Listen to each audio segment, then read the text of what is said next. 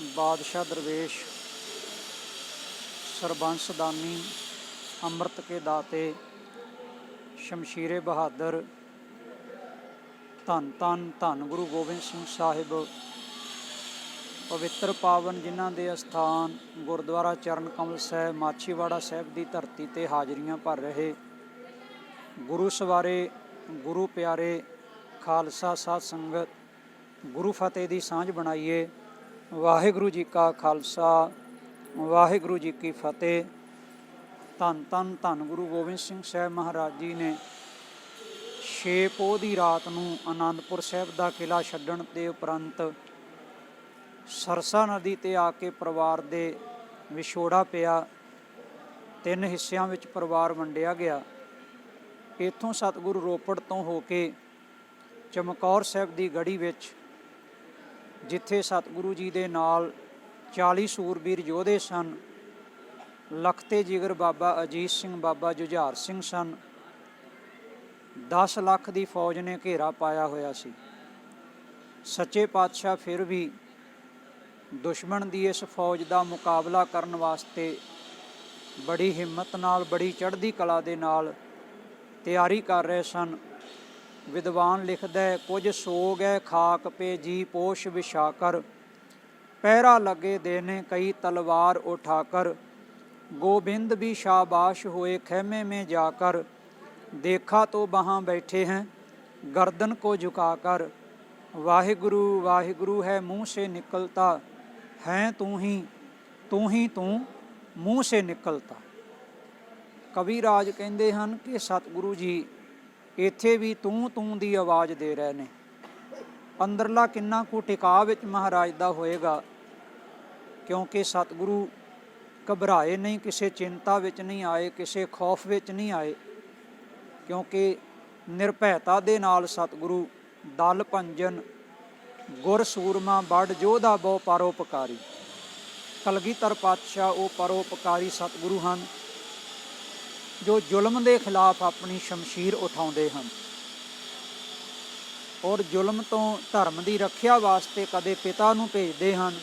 चमकौर साहिब की गढ़ी में लखते जिगर बाबा अजीत सिंह बाबा जुझार सिंह नूं वारों वार मैदान में भेजते हैं। अगले दिन सतगुरु आप मैदान में जाण की तैयारी करते हैं।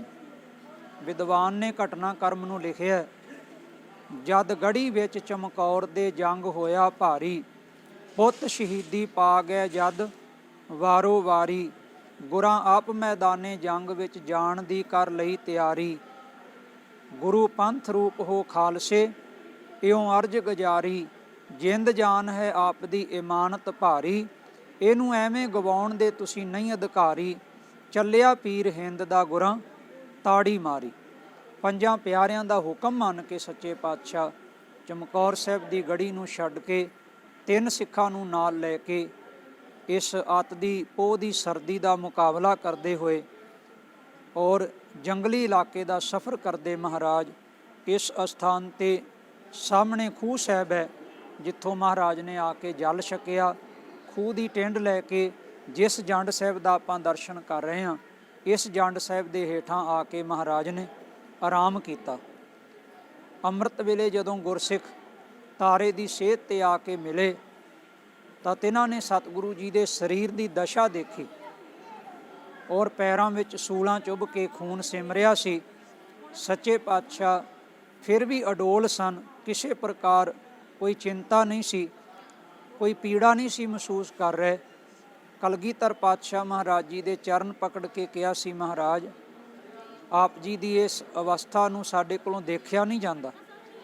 गुरदेव पिता ने फिर अपनी आत्मक अडोलता दसन वास्ते कि किहो जिहा उस परमात्मा नाल अजे भी साडा स्नेह अजे भी प्रीत है ये शब्द महाराज ने उचारण किया। ख्याल पातशाही 10वीं मित्र प्यारे नूं हाल मुरीदां दा कहना तुद बिन रोग रजाइयां दा उडन नाग निवासां दे रहना सूल सुराही खंजर प्याला बिंग कसाइयां दा सहना जारड़े दा सानू सथर चंगा भट्ट खेड़ियां दा रहना।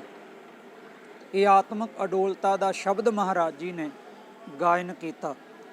ये बाग सी ते बाग दी सिंचाई वास्ते सामने खूह सी। ਭਾਈ ਪੰਜਾਬਾ ਤੇ ਭਾਈ ਗੁਲਾਬਾ ਉਹਨਾਂ ਦੇ ਨੌਕਰ ਨੇ ਜਾ ਕੇ ਦੱਸਿਆ ਕਿ ਲੱਗਦਾ ਖਾਲਸਾ ਸੂਰਬੀਰ ਆਪਣੇ ਬਾਗ ਵਿੱਚ ਆਏ ਹਨ। ਉਹ ਸ਼ਰਧਾ ਭਾਵਨਾ ਨਾਲ ਦੁੱਧ ਗਰਮ ਕਰਕੇ ਲਿਆ ਕੇ ਮਹਾਰਾਜ ਜੀ ਨੂੰ ਛਕਾਉਣ ਵਾਸਤੇ ਲੈ ਕੇ ਆਏ। ਗੁਰਦੇਵ ਪਿਤਾ ਨੇ ਦੁੱਧ ਛਕਿਆ, ਦਰਸ਼ਨ ਦਿੱਤਾ ਔਰ ਸਾਰਾ ਹਾਲ ਉਹਨਾਂ ਨੇ ਬਿਆਨ ਕਰਕੇ ਪੁੱਛਿਆ, ਮਹਾਰਾਜ ਇਹ ਕੀ ਦਸ਼ਾ ਹੈ ਤੁਹਾਡੀ? ਤਾਂ ਗੁਰਦੇਵ ਪਿਤਾ ਨੇ ਪਿਛਲਾ ਸਾਰਾ ਜਿਤਨਾ ਵੀ ਹੱਡ ਬੀਤੀ ਸੀ ਮਹਾਰਾਜ ਜੀ ਨੇ ਸੁਣਾ ਦਿੱਤੀ। ਭਾਈ ਪੰਜਾਬਾ ਤੇ ਗੁਲਾਬਾ ਇੱਕ ਵਾਰ ਉਹਨਾਂ ਦਾ ਵੀ ਮਨ ਭਰ ਆਇਆ ਕਿ ਪਾਤਸ਼ਾਹ ਕਿੱਥੇ ਸ਼ਾਹੀ ਠਾਠ ਸਨ, ਕਿੱਥੇ ਅੱਜ ਟਿੰਡ ਦਾ ਸਰਾਣਾ ਲਾ ਕੇ ਆਰਾਮ ਕੀਤਾ ਹੈ। ਗੁਰੂ ਮਹਾਰਾਜ ਜੀ ਦੱਸ ਰਹੇ ਸਨ, ਸੂਖ ਆਰਾਧਨ ਦੁਖ ਆਰਾਧਨ ਬਿਸਰੇ ਨਾ ਕਾਹੂ ਬੇਰਾ, ਕਿ ਸਾਨੂੰ ਉਹ ਭੁੱਲਦਾ ਨਹੀਂ ਜਿਸ ਪ੍ਰਮਾਤਮਾ ਨੇ ਇਹ ਜੀਵਨ ਦਿੱਤਾ, ਕਿਉਂਕਿ ਦੁੱਖ ਨੂੰ ਦੁੱਖ ਕਰਕੇ ਨਹੀਂ ਜਾਣ ਰਹੇ, ਉਸ ਦੀ ਰਜਾ ਹੈ, ਉਸ ਦਾ ਭਾਣਾ ਹੈ, ਉਸ ਦਾ ਪਰਮਾਤਮਾ ਦਾ ਵਰਤਾਰਾ ਹੀ ਐਸਾ ਹੈ। ਇੱਥੇ ਮਹਾਰਾਜ ਜੀ ਨੂੰ ਫਿਰ ਸਾਰਾ ਦਿਨ ਸਤਿਗੁਰੂ ਇੱਥੇ ਰੁਕੇ। ਸ਼ਾਮ ਨੂੰ ਨਿਤਨੇਮ ਕਰਕੇ ਸਾਹਮਣੇ ਖੂਹ ਸਾਹਿਬ ਤੋਂ ਸ਼ਾਮ ਦੇ ਹਨੇਰੇ ਵਿੱਚ ਹੀ ਫਿਰ ਭਾਈ ਪੰਜਾਬਾ ਤੇ ਭਾਈ ਗੁਲਾਬਾ ਆਪਣੇ ਘਰ ਲੈ ਗਏ, ਜਿੱਥੇ ਗੁਰਦੁਆਰਾ ਚੁਬਾਰਾ ਸਾਹਿਬ ਹੈ। ਇੱਥੇ ਮਹਾਰਾਜ ਨੇ ਚਰਨ ਪਾਏ। ਇਸ ਅਸਥਾਨ ਦਾ ਨਾਮ ਗੁਰਦੁਆਰਾ ਚਰਨ ਕਮਲ ਸਾਹਿਬ ਹੈ। ਚੁਬਾਰਾ ਸਾਹਿਬ ਵਿਖੇ ਉਹ ਮੱਟ ਵੀ ਪਿਆ ਜਿਸ ਵਿੱਚ ਕੱਪੜੇ ਰੰਗੇ ਗਏ ਸਨ ਮਹਾਰਾਜ ਜੀ ਵੱਲੋਂ, ਔਰ ਉਹ ਮੱਟ ਦੇ ਦਰਸ਼ਨ ਅੱਜ ਵੀ ਆਪਾਂ ਨੂੰ ਹੁੰਦੇ ਨੇ। ਇਹ ਪੰਜਾਬੇ ਤੇ ਗੁਲਾਬੇ ਦਾ ਘਰ ਹੈ ਜਿੱਥੇ ਸਤਿਗੁਰੂ ਜੀ ਦੀ ਉਹਨਾਂ ਨੇ ਅਣਥੱਕ ਸੇਵਾ ਕੀਤੀ। ਇੱਥੇ ਹੀ ਮਾਤਾ ਹਰਦਈ ਚੋਲਾ ਭੇਟ ਕਰਦੀ ਹੈ, ਬਸਤਰ ਭੇਟ ਕਰਦੇ ਹਨ, ਗੁਰੂ ਪਾਤਸ਼ਾਹ ਪ੍ਰਵਾਨ ਕਰਦੇ ਹਨ, ਉਹਨਾਂ ਦੀ ਵੀ ਸੇਵਾ ਲੇਖੇ ਲੱਗਦੀ ਹੈ। ਇੱਥੇ ਹੀ ਫਿਰ ਭਾਈ ਗਨੀ ਖਾਂ, ਭਾਈ ਨਬੀ ਖਾਂ ਮੁਸਲਮਾਨ ਭਰਾ ਵਪਾਰੀ ਘੋੜਿਆਂ ਦੇ ਮਹਾਰਾਜ ਨੂੰ ਲੈਣ ਵਾਸਤੇ ਆਪਣੇ ਘਰ ਆਉਂਦੇ ਹਨ। ਗੁਰਦੇਵ ਫਿਰ ਉਹਨਾਂ ਦੇ ਘਰ ਜਾ ਕੇ ਚਰਨ ਪਾਉਂਦੇ ਹਨ। ਇੱਥੇ ਫਿਰ ਗੁਰਦੇਵ ਪਿਤਾ ਜਦੋਂ ਰੁਕਦੇ ਹਨ ਤੇ ਜਿਹੜੇ ਭਾਈ ਸੰਗਤ ਸਿੰਘ ਨੂੰ ਕਲਗੀ ਪਹਿਨਾ ਕੇ ਆਏ ਸਨ, ਗੁਰੂ ਸਵਾਰੇ ਉਸ ਦਾ ਕੱਟਿਆ ਹੋਇਆ ਸੀ ਜਦੋਂ ਸੂਬੇ ਸਰਹੰਦ ਦੇ ਸਾਹਮਣੇ ਪੇਸ਼ ਕੀਤਾ ਗਿਆ ਕਿ ਗੁਰੂ ਗੋਬਿੰਦ ਸਿੰਘ ਸਾਹਿਬ ਨੂੰ ਅਸੀਂ ਮੈਦਾਨ ਵਿੱਚ ਹਾਰ ਵੀ ਦਿੱਤੀ ਹੈ ਤੇ ਉਹ ਸਾਡੇ ਹੱਥੋਂ ਮਾਰੇ ਗਏ ਨੇ। ਜਦੋਂ ਪੇਸ਼ ਕੀਤਾ ਗਿਆ ਤੇ ਵਜ਼ੀਰ ਖਾਂ ਕਹਿੰਦਾ ਨਹੀਂ, ਇਹ ਗੁਰੂ ਗੋਬਿੰਦ ਸਿੰਘ ਨਹੀਂ, ਇਹ ਉਹਨਾਂ ਦਾ ਕੋਈ ਖਾਲਸਾ, ਉਹਨਾਂ ਦਾ ਹੂ-ਬਹੂ ਚਿਹਰਾ ਹੈ। ਉਸੇ ਵੇਲੇ ਸਖਤੀ ਹੋ ਜਾਂਦੀ ਹੈ। ਉਸੇ ਸਖਤੀ ਦਾ ਹੀ ਇੱਥੇ ਵੀ ਮੁਨਿਆਦੀ ਕੀਤੀ ਜਾਂਦੀ ਹੈ ਮਾਛੀਵਾੜੇ ਵਿੱਚ। ਗੁਰੂ ਗੋਬਿੰਦ ਸਿੰਘ ਸਾਹਿਬ ਨੂੰ ਕੋਈ ਪਨਾਹ ਨਾ ਦੇਵੇ, ਆਪਣੇ ਘਰ ਥਾਂ ਨਾ ਦੇਵੇ। ਸਮੇਂ ਦੀ ਸਰਕਾਰ ਨੇ ਉਹਨਾਂ ਨੂੰ ਪਕੜਨਾ, ਜਾਂ ਜਾਨੋਂ ਮਾਰਨਾ ਜਾਂ ਪਕੜਨਾ। ਦਿਲਾਵਰ ਖਾਨ ਨੇ ਨਗਰ ਦੇ ਬਾਹਰ ਚੌਂਕੀ ਲਾਈ ਹੋਈ ਸੀ, ਸਾਰਿਆਂ ਦੀ ਤਲਾਸ਼ੀ ਲੈ ਕੇ ਆਉਣ ਜਾਣ ਦਿੱਤਾ ਜਾਂਦਾ ਸੀ। ਭਾਈ ਗਨੀ ਖਾਨ ਨੇ ਬੇਨਤੀ ਕੀਤੀ, ਮਹਾਰਾਜ ਉੱਚ ਦੇ ਪੀਰ ਬਣੋ, ਤੁਸੀਂ ਸਾਡੇ ਨੀਲੇ ਬਸਤਰ ਪਾਓ, ਸਾਡੇ ਨਾਲ ਚੱਲੋ, ਅਸੀਂ ਤੁਹਾਨੂੰ ਅਗਲੇ ਸਫ਼ਰ ਵਿੱਚ ਛੱਡ ਕੇ ਆਈਏ। ਬੜੀ ਭਾਵਨਾ ਪ੍ਰਗਟ ਕੀਤੀ ਇਹਨਾਂ ਸਿੱਖਾਂ ਨੇ।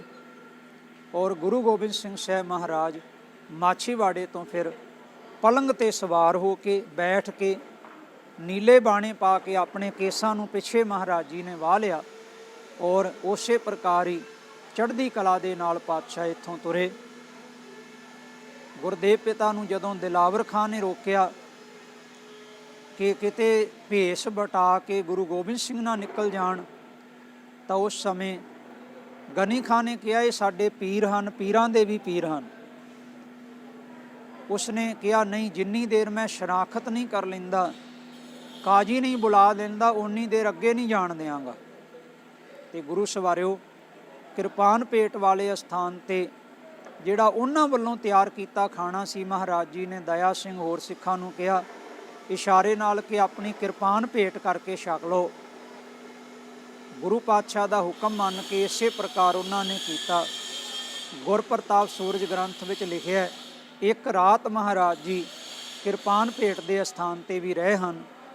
ਅੱਜ ਵੀ ਆਪਾਂ ਸ੍ਰੀ ਸਾਹਿਬ ਜੋ ਕਿਰਪਾਨ ਭੇਟ ਕਰਦੇ ਹਾਂ ਕੜਾਹ ਪ੍ਰਸ਼ਾਦ ਦੀ ਦੇਗ ਵਿੱਚ, ਉਹ ਇੱਥੋਂ ਮਰਜ਼ਾਦਾ ਬਣੀ ਹੈ। ਇੱਥੇ ਫਿਰ ਸ਼ਨਾਖਤ ਵਾਸਤੇ ਨੂਰਪੁਰ ਦਾ ਕਾਜੀ ਨੂਰ ਮੁਹੰਮਦ ਬੁਲਾਇਆ ਗਿਆ। ਉਸਨੇ ਕਿਹਾ ਇਹ ਸਾਡੇ ਉੱਚ ਦੇ ਪੀਰ ਹਨ, ਇਹਨਾਂ ਨੂੰ ਅਗਲੇ ਸਫ਼ਰ ਵਿੱਚ ਜਾਣ ਦੇ। ਥਾਣੇਦਾਰ ਦਿਲਾਵਰ ਖਾਂ ਨੂੰ ਕਿਹਾ ਉਹ ਤੂੰ ਸ਼ਰਾਪ ਨਾ ਕੋਈ ਲੈ ਲਵੀਂ। ਉਸਨੇ ਸ਼ਰਧਾ ਪ੍ਰਗਟ ਕਰਕੇ 500 ਮੋਹਰਾਂ ਰੱਖ ਕੇ ਚਰਨਾਂ ਵਿੱਚ ਕਲਗੀਧਰ ਪਾਤਸ਼ਾਹ ਦੇ ਖਿਮਾ ਮੰਗੀ। ਅਗਲੇ ਸਫ਼ਰ ਵਿੱਚ ਰਵਾਨਾ ਕਰਨ ਲਈ ਤੁਰਿਆ। ਇੱਥੇ 4 ਅਸਥਾਨ ਹਨ, ਸੰਖੇਪ ਆਪਾਂ ਵਿਚਾਰ ਕੀਤੀ ਹੈ। ਪਹਿਲਾ ਗੁਰਦੁਆਰਾ ਚਰਨ ਕਮਲ ਸਾਹਿਬ, ਦੂਜਾ ਗੁਰਦੁਆਰਾ ਚੁਬਾਰਾ ਸਾਹਿਬ, ਤੀਸਰਾ ਗੁਰਦੁਆਰਾ ਭਾਈ ਗਨੀ ਖਾਂ ਭਾਈ ਨਬੀ ਖਾਂ, ਚੌਥਾ ਗੁਰਦੁਆਰਾ ਕਿਰਪਾਨ ਭੇਟ। ਆਓ ਗੁਰੂ ਕੀ ਸੰਗਤ, ਇਹ ਜਿਹੜੇ ਦਿਨ ਹਨ ਗੁਰੂ ਗੋਬਿੰਦ ਸਿੰਘ ਸਾਹਿਬ ਜੀ ਦੀ ਆਮਦ ਦੇ ਦਿਨ ਹਨ। ਉਹਨਾਂ ਨੇ ਇਸ ਅਸਥਾਨ 'ਤੇ ਮਾਛੀਵਾੜੇ ਨੂੰ ਭਾਗ ਲਾਏ ਹਨ, ਜੰਗਲ ਵਿੱਚ ਮੰਗਲ ਲਾਏ ਹਨ। ਤਿੰਨਾਂ ਸਤਿਗੁਰਾਂ ਦੇ ਮਹਾਨ ਇਹ ਪੁਰਬ ਜੋੜ ਮੇਲ 22 ਤਰੀਕ 23 ਤਰੀਕ ਅਤੇ 24 ਤਰੀਕ ਨੂੰ ਇਸ ਸਥਾਨ 'ਤੇ ਇਸ ਦਸੰਬਰ ਦੇ ਮਹੀਨੇ 8 ਪੋਹ ਅਤੇ 9 ਪੋਹ 10 ਪੋਹ ਨੂੰ ਮਨਾਏ ਜਾ ਰਹੇ ਹਨ। ਲੱਖਾਂ ਦੀ ਗਿਣਤੀ ਵਿੱਚ ਸੰਗਤਾਂ ਹਾਜ਼ਰੀਆਂ ਭਰਦੀਆਂ ਹਨ।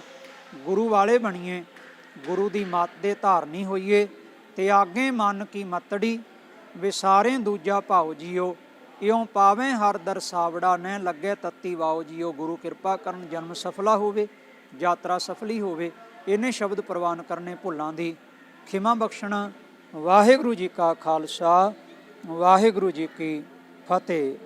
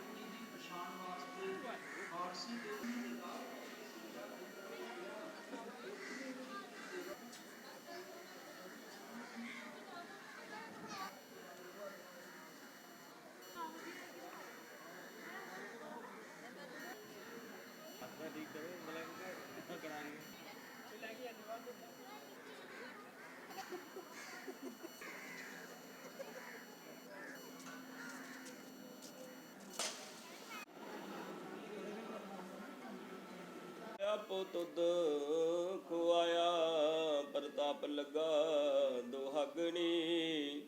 ਭਾਗ ਜਿਨਾ ਕੈ ਨਾਹੇ ਜਿਉ, ਦੁਹਾਗਣੀ ਕਿਆ ਨਿਸ਼ਾਨੀਆਂ। ਖਸਮੋ ਖੁਥੀਆਂ ਫਿਰੈ ਨਿਮਾਨੀਆਂ, ਮੈਲੇ ਵੇਸ ਤਿਨਾ ਕਾਮਣੀ।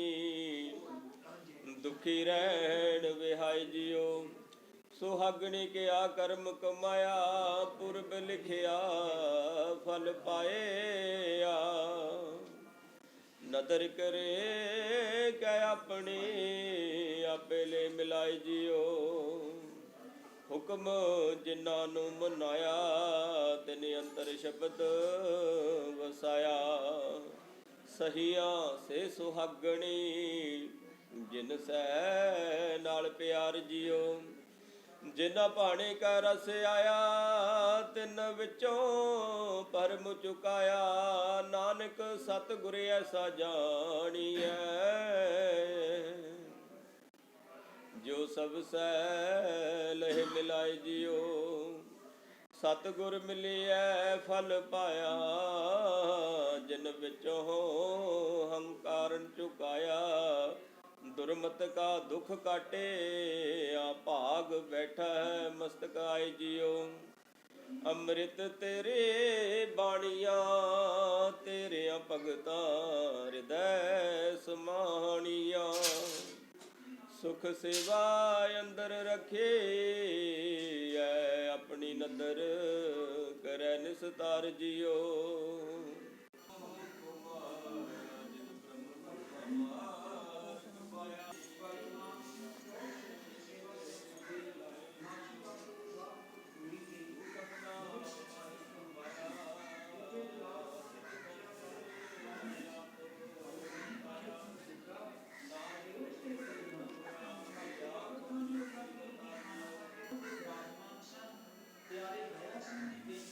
ਖਾਣਾ ਪਾਕ ਪਵਿੱਤਰ ਹੋ ਜਾਂਦਾ ਹੈ।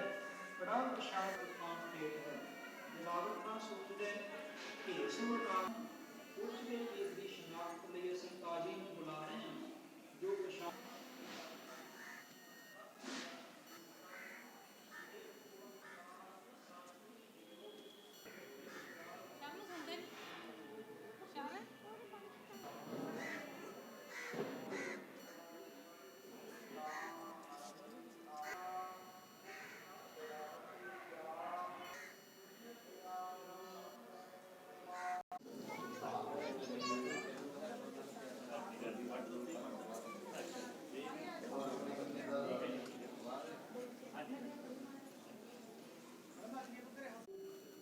ਗੁਰਮੁਖੋ ਪ੍ਰਸ਼ਾਦਾ ਉਹਨਾਂ ਨੇ ਛਕਾਉਣਾ ਤੇ ਬੜੀ ਰੀਝ ਨਾਲ ਛਕਾਉਣਾ, ਬੜਾ ਸੁੰਦਰ ਪ੍ਰਸ਼ਾਦਾ ਬਣਾ ਕੇ ਪੌਸ਼ਟਿਕ ਭੋਜਨ ਛਕਾਉਣਾ।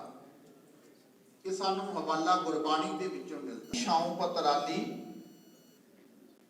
ਲੰਗਰ ਦੌਲਤ ਵੰਡੀ ਹੈ, ਰਸ ਅੰਮ੍ਰਿਤ ਖੀਰ ਕੇ ਆਲੀ।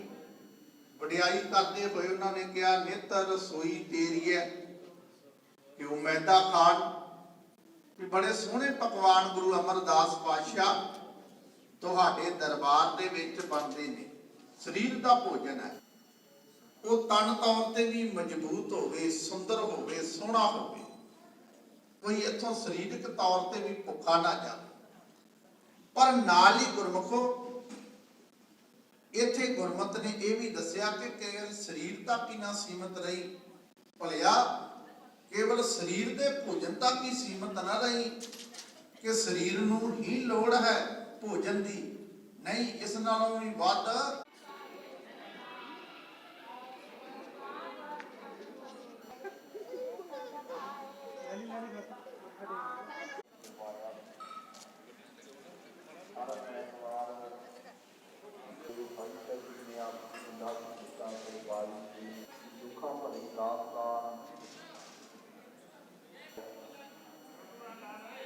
बनाया जा रहा है। सब संगत ਆਪਾਂ बड़े प्यार नाल श्रद्धा ਦੇ ਨਾਲ ਸਮੁੱਚੀਆਂ ਮਾਛੀਵਾੜਾ ਸਾਹਿਬ ਦੀਆਂ ਜਗਤੀ ਕਲਾ ਦੇ ਨਾਲ ਪਾਤਸ਼ਾਹ ਮਹਾਰਾਜ ਜੀ ਦੇ ਬੱਚਿਆਂ ਦਾ ਸ਼ਹੀਦਾਂ ਦਾ ਅਸੀਂ ਵਾਰੀ ਦੀ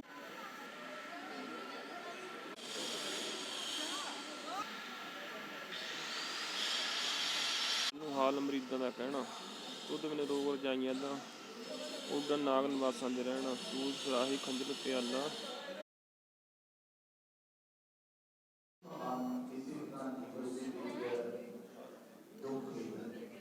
ਪ੍ਰਕਿਰਤੀ ਦਾ ਜਿਹੜਾ ਸੁਭਾਅ ਹੈ ਉਹ ਦੋ ਤਰਫਾ ਹੈ, ਦੋ ਤਰ੍ਹਾਂ ਦਾ ਹੈ। ਕਿ ਛਾਂ ਹੈ ਤੇ ਨਾਲ ਹੀ ਧੁੱਪ ਚੱਲਦੀ ਹੈ, ਜੇ ਦਿਨ ਹੈ ਤੇ ਨਾਲ ਰਾਤ ਵੀ ਚੱਲਦੀ ਹੈ। ਜੇ ਜਨਮ ਤੇ ਆਤਮਾ ਨੂੰ ਬਲਵਾਨ ਕਰਨ ਦਾ ਉਪਦੇਸ਼ ਦਿੱਤਾ ਹੈ। ਇਹ ਗਿਆਨ ਭੋਜਨ ਹੈ ਗੁਰਬਾਣੀ। ਇਹ ਮਾਨੋ ਗੁਰੂ ਘਰ ਇੱਥੇ ਵੀ ਗਿਆਨ ਦਾ ਭੋਜਨ ਆਤਮਾ ਬਲਵਾਨ ਹੋਵੇ। ਜਿਵੇਂ ਸਰੀਰ ਦਾ ਭੋਜਨ ਛਕਦੇ ਹੈ ਕਿ ਸਰੀਰ ਬਲਵਾਨ ਹੁੰਦਾ ਹੈ, ਸਰੀਰ ਤਾਕਤਵਰ ਹੁੰਦਾ ਹੈ, ਸਰੀਰ ਵਿੱਚ ਸ਼ਕਤੀ ਆਉਂਦੀ ਹੈ। ਤੇ ਜੇ ਸਰੀਰ ਨੂੰ ਭੋਜਨ ਨਾ ਮਿਲੇ ਤਾਂ ਸਰੀਰ ਸ਼ਕਤੀਹੀਨ ਹੋ ਜਾਂਦਾ ਹੈ, ਸਰੀਰ ਚੱਲਣ ਫਿਰਨ ਦੇ ਕਾਬਲ ਨਹੀਂ ਰਹਿੰਦਾ। ਇਸੇ ਤਰ੍ਹਾਂ ਗੁਰਸਿੱਖੋ ਗਿਆਨ ਦਾ ਭੋਜਨ ਹੈ, ਗੁਰਬਾਣੀ ਦਾ ਭੋਜਨ ਹੈ। ਜੇ ਇਹ ਆਤਮਾ ਨੂੰ ਨਾ ਮਿਲੇ ਤੇ ਆਤਮਾ ਵੀ ਨਿਰਬਲ ਹੋ ਜਾਂਦੀ ਹੈ, ਕਮਜ਼ੋਰ ਹੋ ਜਾਂਦੀ ਹੈ। ਆਤਮਾ ਫਿਰ ਢਹਿੰਦੀ ਕਲਾ ਵਿੱਚ ਜਾਂਦੀ ਹੈ ਜੇ ਇਸ ਨੂੰ ਇਹ ਗਿਆਨ ਦਾ ਭੋਜਨ ਨਾ ਮਿਲੇ। ਵੇਖੋ ਗੁਰੂ ਨਾਨਕ ਸੱਚੇ ਪਾਤਸ਼ਾਹ ਮਹਾਰਾਜ ਨੇ ਸਿੱਖ ਨੂੰ ਦੋ ਤਰ੍ਹਾਂ ਦੇ ਇਸ ਭੋਜਨ ਦੇ ਨਾਲ ਜੋੜਿਆ। ਗੁਰੂ ਨਾਨਕ ਦੇ ਘਰ ਵਿੱਚ ਇਉਂ ਕਹੀਏ ਕਿ ਦੋਵੇਂ ਤਰ੍ਹਾਂ ਦਾ ਭੋਜਨ ਗੁਰਮੁਖੋਂ ਮਿਲਦਾ। ਇੱਥੇ ਸਰੀਰ ਦਾ ਭੋਜਨ ਵੀ ਹੈ ਔਰ ਇੱਥੋਂ ਤੱਕ ਸਾਡਾ ਸੰਕਲਪ ਜਿਹੜਾ ਹੈ ਗੁਰਮਤਿ ਦਾ, ਗੁਰੂ ਅਮਰਦਾਸ ਮਹਾਰਾਜ ਜੀ ਨੇ ਸ੍ਰੀ ਗੋਇੰਦਵਾਲ ਸਾਹਿਬ ਜੀ ਦੀ ਧਰਤੀ ਤੇ ਪ੍ਰਗਟ ਕੀਤਾ ਕਿ ਪਹਿਲਾ ਪੰਗਤ ਪਾਛੇ ਸੰਗਤ। ਤੂੰ ਪਹਿਲਾਂ ਆਪਣੇ ਸਰੀਰ ਦੀ ਭੁੱਖ ਮਿਟਾ ਲੈ ਤੇ ਫਿਰ ਆਤਮਾ ਦੀ ਭੁੱਖ ਮਿਟਾਉਣ ਵਾਸਤੇ ਮੈਂ ਇਹ ਸੰਗਤ ਬਣਾਈ ਹੈ। ਮੈਂ ਸੰਗਤ ਲਗਾਉਂਦਾ, ਪਹਿਲਾ ਪੰਗਤ ਪਾਛੇ ਸੰਗਤ।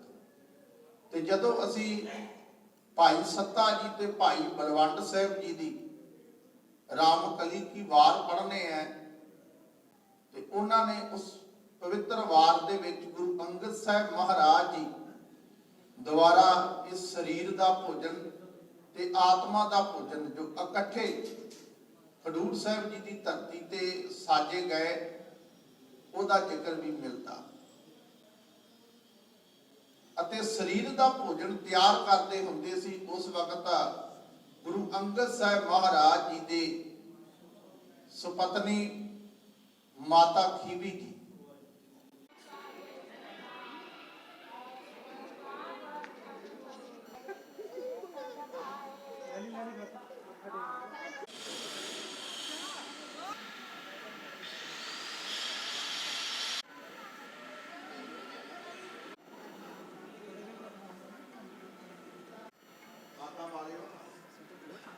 ਆਤਮਾ ਦੇ ਭੋਜਨ ਦੀ ਗੱਲ ਕੀਤੀ ਅੰਗਦ ਸਾਹਿਬ ਮਹਾਰਾਜ ਜੀ ਜਿਹੜੇ ਕਿ ਆਤਮਾ ਦੇ ਭੋਜਨ ਨੂੰ ਤਿਆਰ ਕਰਕੇ ਜੀ ਸੰਤਾਂ ਨੂੰ ਖਵਾਉਂਦੇ ਨੇ।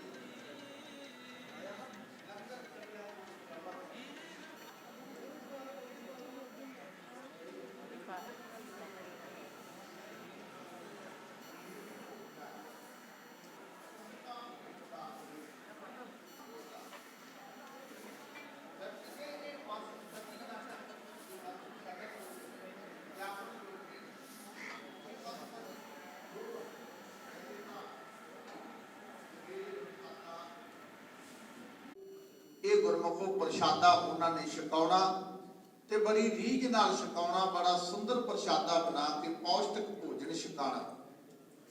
ਇਹ ਸਾਨੂੰ ਹਵਾਲਾ ਗੁਰਬਾਣੀ ਦੇ ਵਿੱਚੋਂ ਮਿਲਦਾ। ਛਾਉ ਪਤਰਾਲੀ ਲੰਗਰ ਦੌਲਤ ਵੰਡੀ ਹੈ, ਰਸ ਅੰਮ੍ਰਿਤ ਖੀਰ ਕੇ ਆਲੀ। ਵਡਿਆਈ ਕਰਦੇ ਹੋਏ ਉਹਨਾਂ ਨੇ ਕਿਹਾ ਨਿਤ ਰਸੋਈ ਤੇਰੀ ਹੈ ਕਿ ਉਹ ਮੈਦਾ ਖਾਣ। ਕਿ ਬੜੇ ਸੋਹਣੇ ਪਕਵਾਨ ਗੁਰੂ ਅਮਰਦਾਸ ਪਾਤਸ਼ਾਹ ਤੁਹਾਡੇ ਦਰਬਾਰ ਦੇ ਵਿੱਚ ਬਣਦੇ ਨੇ। ਸਰੀਰ ਦਾ ਭੋਜਨ ਹੈ, ਉਹ ਤਨ ਤੌਰ ਤੇ ਵੀ ਮਜ਼ਬੂਤ ਹੋਵੇ, ਸੁੰਦਰ ਹੋਵੇ, ਸੋਹਣਾ ਹੋਵੇ, ਕੋਈ ਇੱਥੋਂ ਸਰੀਰਕ ਤੌਰ ਤੇ ਵੀ ਭੁੱਖਾ ਨਾ ਜਾਵੇ। ਪਰ ਨਾਲ ਹੀ ਗੁਰਮੁਖੋ ਇੱਥੇ ਗੁਰਮਤਿ ਨੇ ਇਹ ਵੀ ਦੱਸਿਆ ਕਿ ਕੇਵਲ ਸਰੀਰ ਤੱਕ ਹੀ ਨਾ ਸੀਮਤ ਰਹੀ, ਭਲਿਆ ਕੇਵਲ ਸਰੀਰ ਦੇ ਭੋਜਨ ਤੱਕ ਹੀ ਸੀਮਤ ਨਾ ਰਹੀ ਕਿ ਸਰੀਰ ਨੂੰ ਹੀ ਲੋੜ ਹੈ ਭੋਜਨ ਦੀ, ਨਹੀਂ ਇਸ ਨਾਲੋਂ ਵੀ ਵੱਧ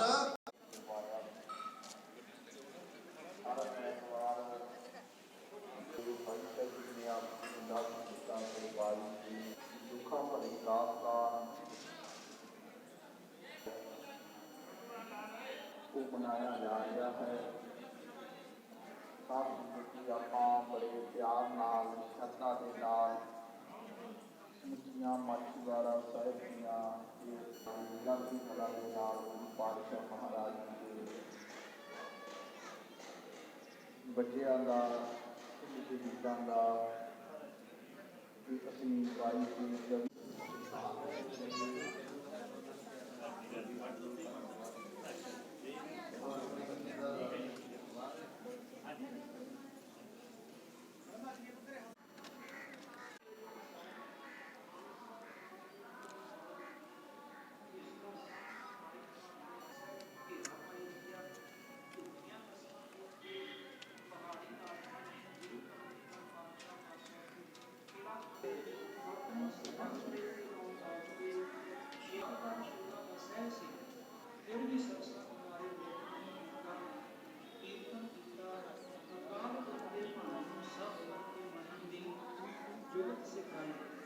एक पासे वाली कट्टे पानी के आले थके, दूजे पासे 10 बराए बर्फ में कपल सात कोट श्री और से की घड़ी में दी होश की शाखा गुरु वाल गुरु करे मुंह से निकलता है दीन तू ही मुंह से निकलता जाने जानवर तोड़िया दोनों की शहीदी पाके कौम का रुतबा उच्चा किया। ਪੰਜਾਂ ਪਿਆਰਿਆਂ ਦਾ ਹੁਕਮ ਮੰਨਦੇ ਹੋਏ ਪੂਰ ਦੇ ਨੇੜੇ ਇੱਕ ਸੇਵਕ ਨੂੰ ਦਰਸ਼ਨ ਦਿੱਤੇ। ਧੰਨ ਧੰਨ ਗੁਰੂ ਸਿੱਖ ਸਾਹਿਬ ਅਸਹਿ ਖੰਡ ਸਹਾਰਦੇ ਹੋਏ ਨੰਗੇ ਬਾਗ ਤੇ ਆ ਕੇ ਪੂਰਨ ਜਲ ਛਕਿਆ। ਜਨ ਸਿੰਘ ਜੀ ਦਾ ਨਾਮ ਚੁੱਕਾ ਔਰ ਨਦੀ ਸੀਸ ਰੇਖਾ ਪਿੰਡ ਦਾ ਸਹਾਰਾ ਲਾ ਕੇ ਨਾਮ ਕੀਤਾ।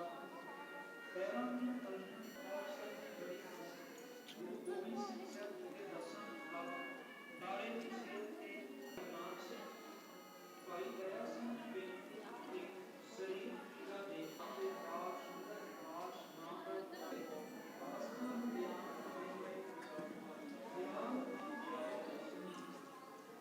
ਦੁੱਧ ਸੰਸਾਰ ਉਪਾਇਆ ਸਿਰੈ ਸਿਰ ਧੰਦੇ ਲਾਇਆ ਹਰਿ ਜਪਦਾ ਸਭ ਨਾਵੈ ਨੂੰ ਪ੍ਰਤਾਪ ਦਾ ਸਤਿਗੁਰ ਬਾਝ ਨਾ ਪਾਇਓ ਸਭ ਮੋਹੀ ਮਾਇਆ ਜਾਲ ਜੀਓ ਸਤਿਗੁਰ ਕੋ ਬਲ ਜਾਈਐ ਜਿਤ ਮਿਲੀਐ ਪਰਮ ਗਤ ਪਾਈਐ ਸੁਰ ਨਰ ਮੁਨ ਜਨ ਲੋਚਤੇ ਸੋ ਸਤਿਗੁਰ ਦਿਆ 부ਝਾਈ ਜੀਓ ਸਤ ਸੰਗਤ ਕੈਸੀ ਜਾਣੀ